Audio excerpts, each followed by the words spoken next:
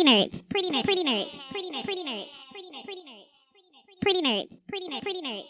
Pretty Nerdz. Hi guys, welcome back to the Pretty Nerdz podcast. This is your girl Nay. I am writing solo dolo this week, but no worries, cause Falan DeAnn will be back soon.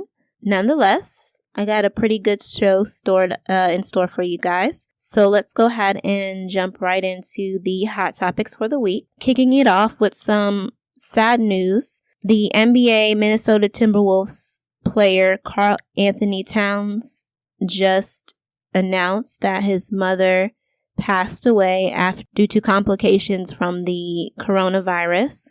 So prayers go out to him and his entire family. Obviously, something that we never like to hear. And we know how, if you watch the NBA or you know anything about some of the players or follow any of the players, then you know how close him and his mother were. So definitely just prayers for him and his family through, going through such a sad situation and a devastating situation. This whole corona thing clearly sucks. Also, in sad news, a reverend in Virginia, pastor in Virginia, he has also died from the coronavirus. It is reported that he was one of the pastors who were still holding services, even though the social distancing order was placed in Virginia and has been in order for quite some time.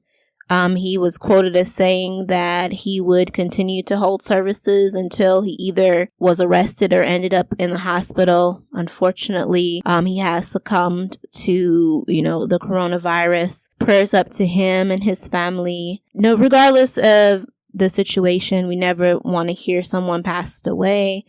I just hope that if anything that comes out of just hearing about any of these deaths, that we all sit back and realize that, hey, it's safer for us and for everybody else if we just stay in the house, stay at home, and just follow these orders the best that we can so that we can keep our family members safe, and just kind of get back to life as usual.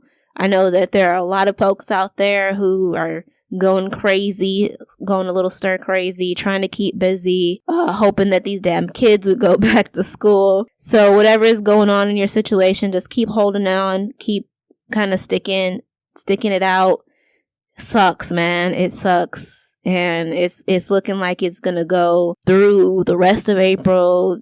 Some of the reports are even saying into May. I know it's tough and it sucks, but if we want to get out the house and we want to kind of sort of resume back to normal, then we got to follow the order. So please stay at home and stay safe.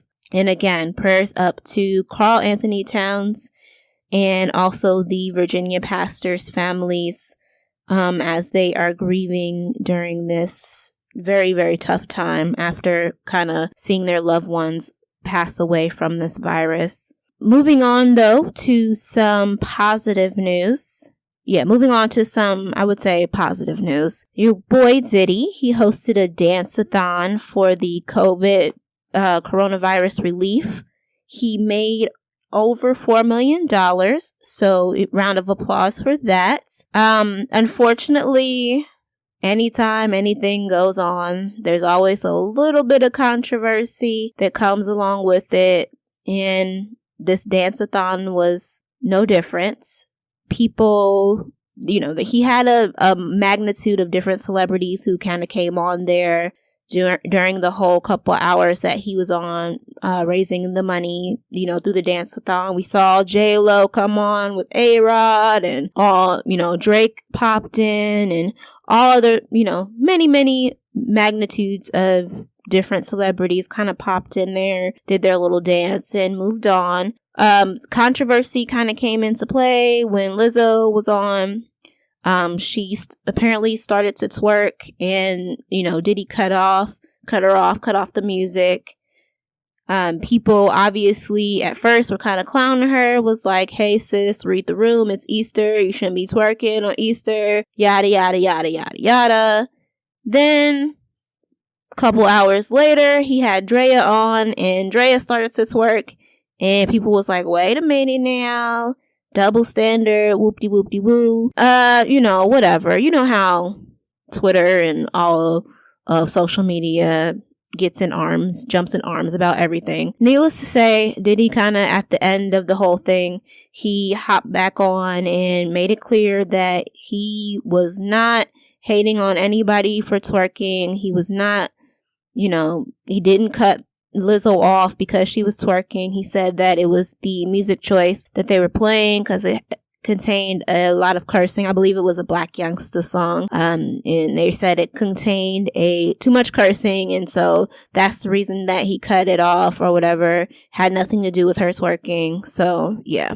I mean, I don't know how much I don't know how much I actually believe that excuse, because hey, the majority of the music that he was playing contained cursing in it. Including the record that Drea was twerking to, which was Back That Ass Up. And yeah. So, needless to say, I doubt that I'm a little skeptical on that excuse. Personally, I don't think that he needed an excuse. If he didn't want her twerking on there and he'd rather see Drea twerking, it is what it is. Hey, it's his page. He can do whatever the hell he wanted. It was his little dance-a-thon benefit. That's on him. Who cares? I feel like people just take stuff too seriously, especially with stuff like that. It's no need to kind of jump all in arms about it.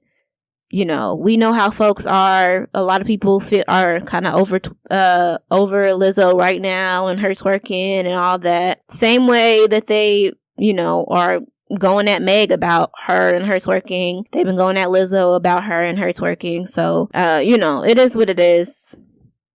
People gonna find something to complain about with anything. So I would just say, I didn't feel like he needed to come on there, but he came on there, he said what he said, and yeah, it is what it is. Let's move on. Let's focus on the positive that he did raise over $4 million for, the coronavirus relief. So applause to that and all that good stuff. Speaking of, I guess, raising money, your girl Blac Chyna is kind of in the news right now, all over kind of the blog sites and stuff, because apparently she told her fans that she will give you a follow back or do a FaceTime call with you, but you gotta pay. In order to get a follow back from her, you have to pay her $250 and she will follow you back on your social media account. And if you want to do a FaceTime call with her, you have to pay her $950 and she will do a FaceTime call with you. There are a lot of people that are going in on her because they're saying that, first and foremost, that is an excessive amount just for a FaceTime call or a follow. But her management, or I guess her representation, is stating that she's just being creative during, a pandemic. She getting her money however she can get her money. So, hey, I can't. I don't. If we're going to be completely honest right now, this is how the Blac Chynas of the world get their money. They don't have the ability to go and club host. They don't have the ability to, do all of the things that they were able to do in order to make their money. So they got to come up with other ways to make their money. I can't knock the girl for it. If all I can say is, if you really willing to pay $250 for a follow, or you want to talk to Blac Chyna on FaceTime that bad that you're willing to pay $950, then that's on you. I don't I can't knock her for getting in how she lives. She's trying to get money just like anybody else. Obviously, people are trying to get money. OnlyFans has said that they have seen a spike in the amount of people who are creating accounts. So clearly, if folks is out here running to OnlyFans to make accounts, then clearly folks is trying to get money however they can get money, you know? So again, I can't knock Blac Chyna for getting it how she live. You know, that's her skill, that's her talent. She's an influencer, as they say, and so if you want to follow or FaceTime with her, then you're going to have to pay. It is what it is. Yeah, I guess, you know. Anywho, moving on from that, in kind of politic news, Bernie Sanders dropped out of the race officially, and he has now endorsed Joe Biden for president, obviously, as the Democratic nominee.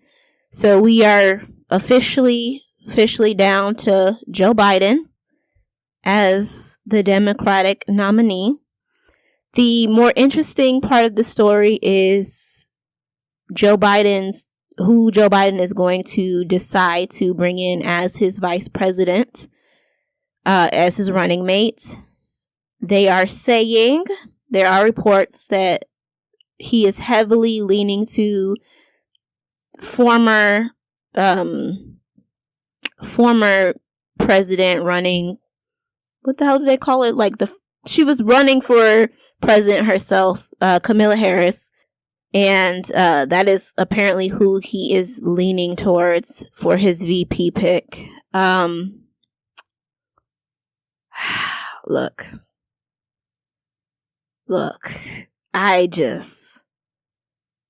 it's bad enough I'm stuck with Joe ass, because y'all know good and damn well I am not voting for Trump ass.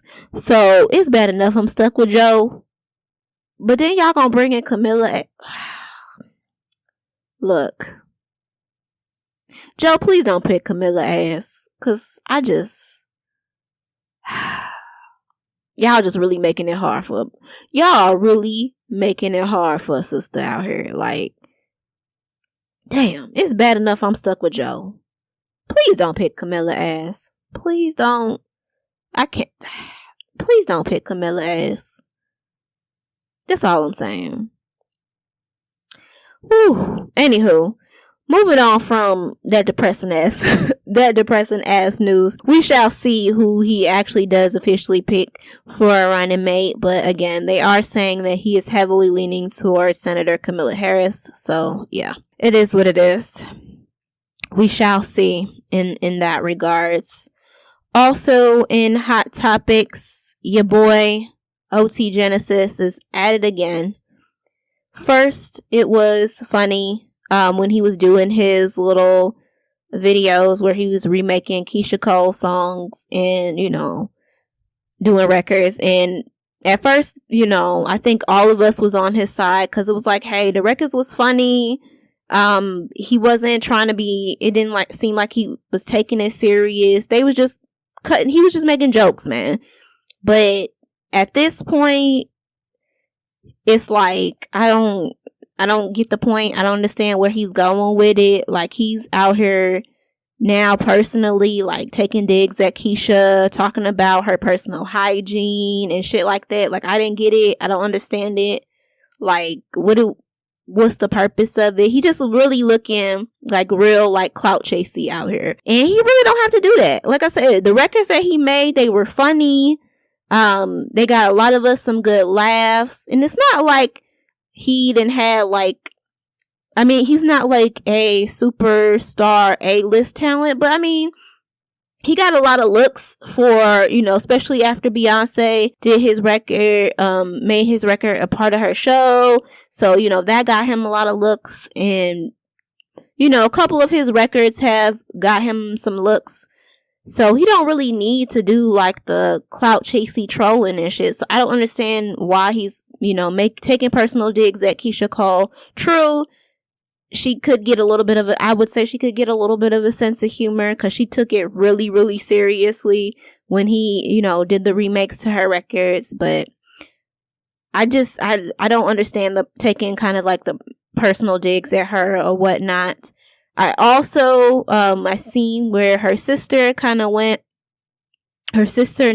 kind of went on this rant attacking OT. And she collected and dragged his ass. And I will say, while he deserved that dragging, I did not like the fact that she brought his new baby and Malika into the situation. Like, I feel, Malika obviously is the mother of his child. I didn't like that she felt like she had to drag another woman into it because it was unnecessary, or even discuss his baby at all. You could have simply dragged his ass and you would have been well within your means to do that. You didn't have to mention his child or his child's mother, because she had nothing to do with the situation. She has nothing to do with the situation. She hasn't said anything negative about Keisha or the situation. Clearly, she is just trying to co-parent with her child's father. She ain't got nothing to do with it. So I'm never here for the kind of dragging of another woman, especially when she ain't got shit to do with what the fuck y'all talking about. So, but needless to say, she was well within her means to drag OT. Hey, drag his ass for filth, because he has no business at all talking about Keisha in any type of derogatory way, talking about her personal hygiene. Like, my nigga, you don't even know about her personal hygiene. Cut it out. So, I definitely don't agree with that, but I also don't, like I said, I don't agree with dragging his child's mother into the situation, especially when she has absolutely nothing to do with it other than the fact that she has a child with him. So, yeah. Needless to say, hopefully they can, work that whole situation out and we can all move along from the silliness and the bullshit with that situation. Speaking of folks out here being silly, or I guess we can't say being silly, being they goddamn selves, being themselves. Your boy 50 Cent is at it again. Like I said, one thing I can say about 50 Cent when it comes to this whole Ja Rule thing is that he is consistent. That he does not fuck with Ja. And Ja's the same way. He is consistent. That he does not fuck with 50. Clearly, when it comes to beef, they really got beef and they really do not fuck with each other. Needless to say, Ja Rule said that he would not be opposed to doing a hit for hit battle with 50 Cent. As you guys know, we've all seen all of the versus battles on IG Live. We've talked about them here on the show. Ja Rule said, like I said, he said that he would be up for it to do a hit for hit battle with 50 Cent. Your boy 50, though, in his true 50 fashion, pretty much let it be known, I don't fuck with you, and I will not give you any acknowledgement at all whatsoever, any type of look, no battles with you at all. So yeah, typical 50 being his petty ass self. And yeah, we shall see though. I mean, I think though it would be, for what it's worth, I think it would actually be a pretty good hit battle. You know what I mean? A lot of people were kind of saying it was one-sided, saying that the reason 50 didn't want to do it is because Ja got mad hits. But I mean, listen, you can't sleep on 50. 50 had some bops. He had a couple of hits, and he had some real dope records that I think a lot of people sleep on because they was actually some street shit. So I think people kind of, if you're not into that, they kind of slept on it. But 50 got some hits. You know what I'm saying? He got some bops. Granted, they probably are nowhere, I would say, well, I'm not even going to say are no, they definitely aren't as big as Ja Rule's records were, as far as we all remember during that whole early 2000 era. Murder Inc. Ja Rule was just it. He had some of the biggest records of the early 2000s. But I mean, you can't sleep on 50 Cent because he had a couple himself. He had In the Club. He had trying to think, that was In the Club was his first record. He had the little 21 Questions record. So I mean, he had a couple little bops, but I definitely think that in that battle, it would come down to the last couple of final hits, and all Ja would really have to do is throw Put It On Me on, and it'd be over.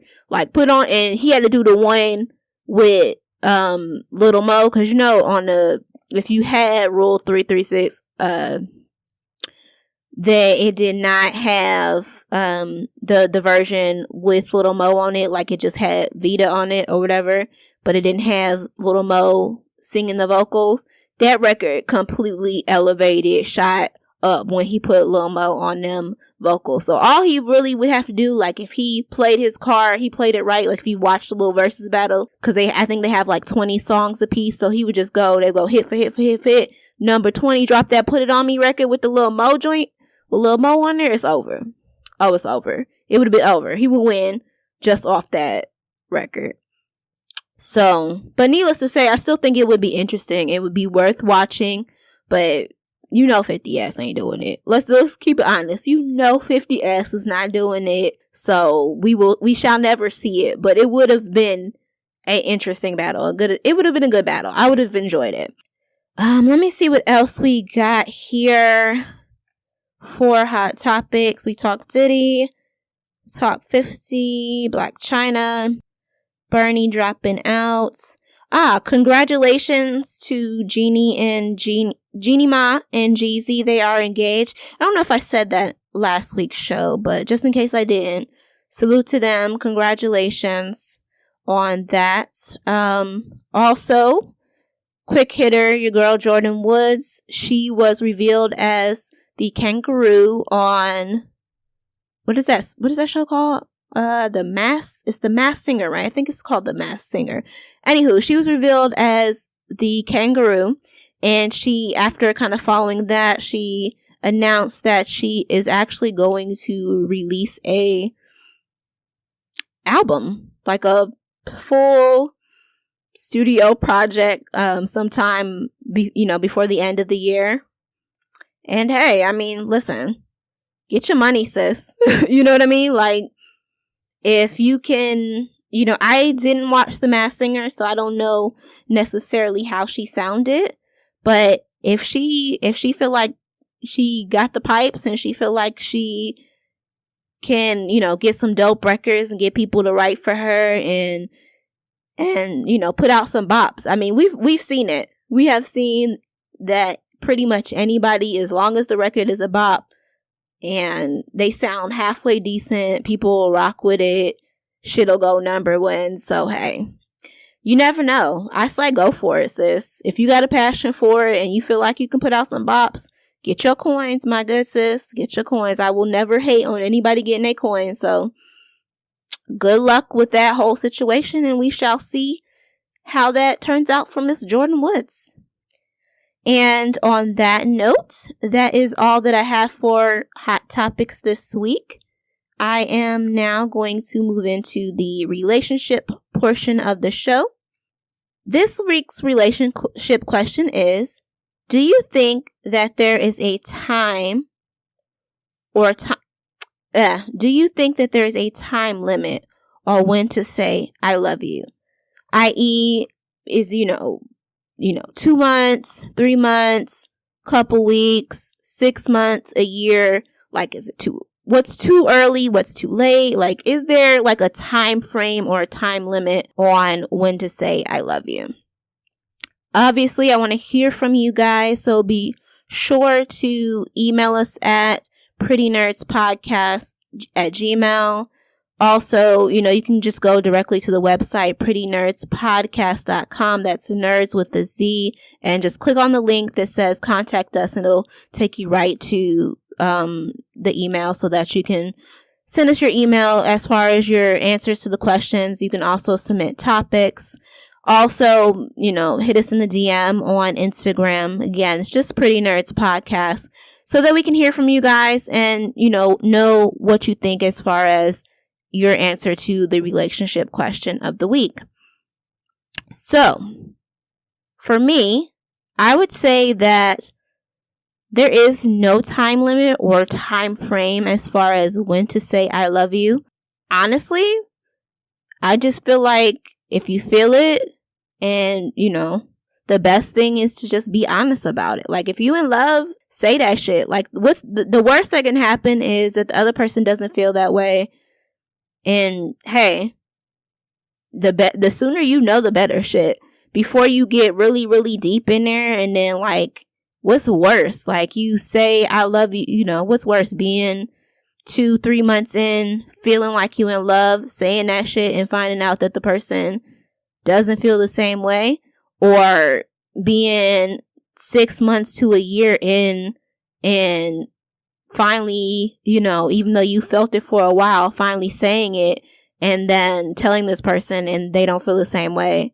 And it's like, damn, now I wasted a full damn year of my life on a person who is not even as serious about me as I am about them. And, you know, I feel like that hurt hit different when it's been that long of a time period that you've kind of just been sitting on it. So I feel like once you know, if you feel it, just say it and put it out there. You know what I mean? Like, ain't no point in holding it back. I think that in relationships, you know, if you're honest about, you know, how you're feeling, you communicate with your partner, that's all to the better for me. Like, I just, you know what I mean? Like, I feel like the more you try to be dishonest or try to kind of hold things back, or you don't communicate with your partner, the more like trouble that you know, you're going to run into along the line. And also the more you could just, like I said, just be wasting time, because who wants to sit in a relationship for a year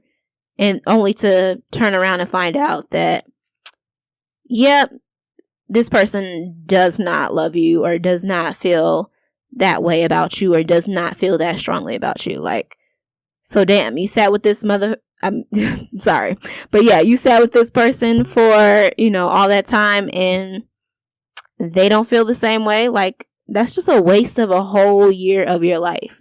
So some time, you know, time is something that you can't get back. So yeah, like I said, if you feel it, just say it, no matter when it is. Like, don't put limits on yourself or time limits just because, you know, social, you know, we all know that there are social kind of constraints or things that society deems appropriate as far as when things should happen. You know, people tell you should have kids by 30 and you should do this by 35 and by this by 40 you should have a house and blah blah blah blah blah blah blah blah blah.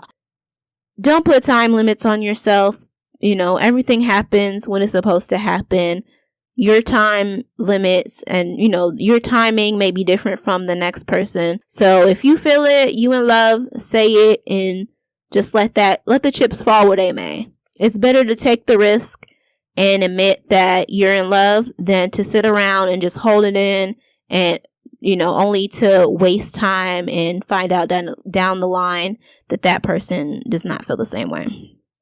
So, again, I would love to hear from you guys as far as this relationship question. So just hit us up on the website, on Instagram, via email, Pretty Nerdz Podcast. That's nerds with the Z. And yeah, let us know what you're thinking. So that is pretty much it for me. I do not have any new music or books or anything like that I am listening to.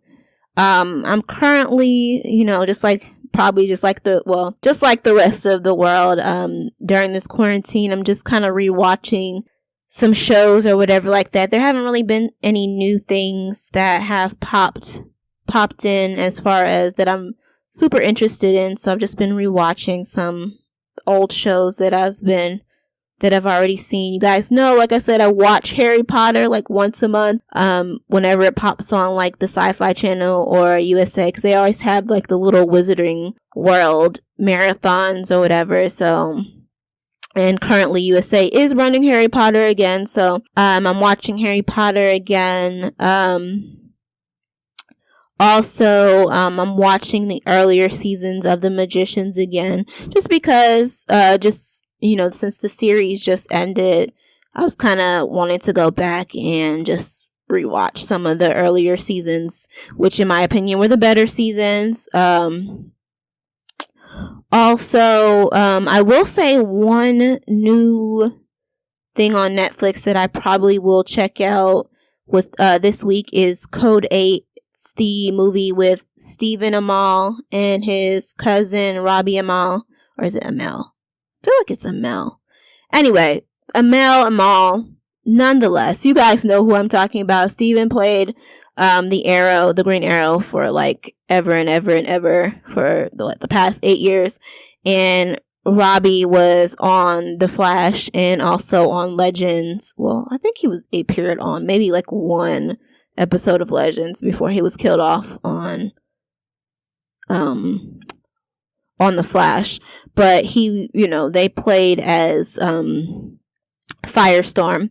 So yeah, needless to say, I'll probably check that out. But other than that, I pretty much have not been doing anything like as far as new books, movies, or TV. So yeah. On that note, I am going to get ready to end the show. But first, let me go ahead and give you guys the nerd moment of the week. So, if you guys are a fan of the DC universe, then we've all kind of seen, as far as the movies and all of that have been concerned, the Wonder Woman film has it's pretty much kind of up in the air right now. They obviously have said that they really, really want to do a release, as far as, through the movie theaters and everything like that, a theater release. But, with the kind of the unknown, people aren't really knowing as far as when, I guess, bigger social gatherings, like more than like 10, 15, 20 people can occur. They are considering, similar to how Marvel has said that they may do Black Widow and all of that straight to kind of streaming services. They are heavily considering doing Wonder Woman just on their I guess their DC streaming service. We shall see. I highly, just because of the fact that DC is having so much kind of controversy and trouble with with its stars. I'll get to that in just a minute. I highly doubt, Wonder Woman is probably one of its biggest successes. I highly doubt that they will go the streaming route. I really think that they will push it back if they have to, until they can actually do a theater release. So I would hold my breath as far as seeing it go straight to streaming. I really, really think that they are going to try to hold off as long as they can and do a theater release for Wonder Woman, because like I said, it's one of their biggest successes, and it's made a lot of money, and with kind of the controversies that they've got going on, I definitely foresee them waiting it out until they can do a theater release on Wonder Woman. Speaking obviously of the DC universe, they are saying that, and I fully believe this one. I don't think that this one is a rumor. That Amber Heard is out in the in the Aquaman films, that they will do a recast in Aquaman 2. Obviously, it's speculation right now, but let's be honest. I fully 100%, I think we can all say that we expect her to be replaced, recast, because they just don't. Who wants that drama? Especially that role is simple to recast. It's not like it's Jason Momoa who needs to be you can recast her. We won't miss her. Let's be honest. So recast her and just move on as quickly as possible, because who wants to deal with the mess that is Amber Heard? Speaking of mess, Ezra Miller, he obviously, if you guys know, he has played the Flash, Barry Allen in the Justice League movies, and he's made in a couple appearances in Suicide Squad and all of that. The Flash movie was slated to begin filming sometime, I want to say in September or November. And supposed to be finished filming come early next year. At this point, there was a video, for those of you guys, if you haven't seen it, there was a video of Ezra Miller where he was seen choking a young woman, a fan, I guess. I don't know. Some people were kind of writing it off, saying that it was staged, that the fan asked him to do it. She asked him to kind of fight with her, and that it was a joke and play fighting and all of that. I'll be completely honest with you. I seen the video, and if it was play fighting, then the people who were like filming it and like in the background and all of that, they didn't seem like they were in on the joke. You know what I mean? Like, they didn't seem like they got the memo, like they were in on the whole it was supposed to be a joke or play fighting, because they seemed pretty intent and serious about like trying to pull her off of him and telling him to chill the fuck out. Needless to say, there hasn't really been any kind of announcement or any kind of chatter about it from DC as far as what they're going to do. They have said that the Flash movie will occur or will happen regardless. But whether it be with Ezra or not, I guess we will have to kind of wait and see. At this point though, I mean, if we are really thinking about it, if we go back to kind of the Justice League movie, right?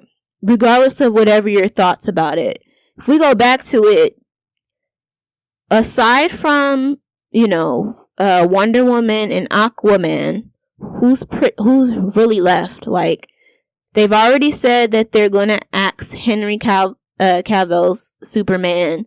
We know Ben Affleck is out as Batman and has been replaced by Robert Pattinson. The gentleman who plays Cyborg, he was supposed to have his own standalone solo movie, and that isn't happening. So, I mean, at this point, could we if they're already going kind of in the direction where they've got a new Batman and everything else, could they just not do a complete like reboot and just, I mean, why not? I mean, and not only that, I mean, would it be so, my thoughts are, would it be so bad if they kind of went the route with, since we saw during, on the Arrowverse, where they had during like the crisis moment where we got the surprise moment of Ezra and Grant Gustin's Flash's meeting or whatever like that. Originally the whole big takeaway on why they didn't use Grant Gustin to begin with was because he didn't have a lot of movie experience under his belt. Ezra, he had done a lot more films. He had a lot of more film experience.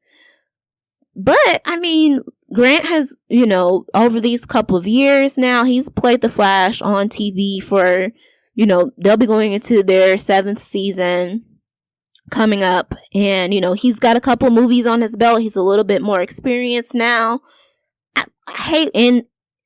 If we're being completely honest, Grant Gustin's Flash is one of the more popular, as far as the whole, all across all of like the Arrowverse, DC TV, DC universe, just all across all boards. He's fairly popular, I mean, whenever Comic-Con comes around, the Flash is all people talk about. People love Grant in general. I mean, would you be against? Or I could see them just saying, hey, you know what? We had a moment, in the show where we saw that the two exist. They're just kind of in different universes. Could they not just kind of play it off as like after the crisis occurred on, on Arrowverse that, Grant, I don't know how the storyline will play off, but you could introduce Grant as the Flash in the movies. He has the experience. He's played the character for super long. And I mean, you can't use the whole film. He doesn't have film experience under his belt because now, we're 7 years later into it, and he's got more, he's done quite a few films under his belt. We know that he has the ability and the acting chops to do it. So why not ride the wave, man? Like I said, he's one of your more popular actors, and it's one of your more popular shows. So I say ride the wave. And if Ezra is controversy, move away from that shit and just go the direction. I mean, you've recast everything else, so why not? It makes sense, just tie it all in. Makes sense to me. But anyway, that is the nerd moment of the week. And that is all that I have for you guys. Per usual, I want to thank you so much for tuning in and listening to the Pretty Nerdz podcast. I hope you guys are staying safe, staying sane. I'm praying for all you parents out there, because I know not having school and daycare and all that them babies is out there driving you crazy. But yeah, again, stay safe, stay at home, get creative, and thank you guys for listening. Bye guys. Good night.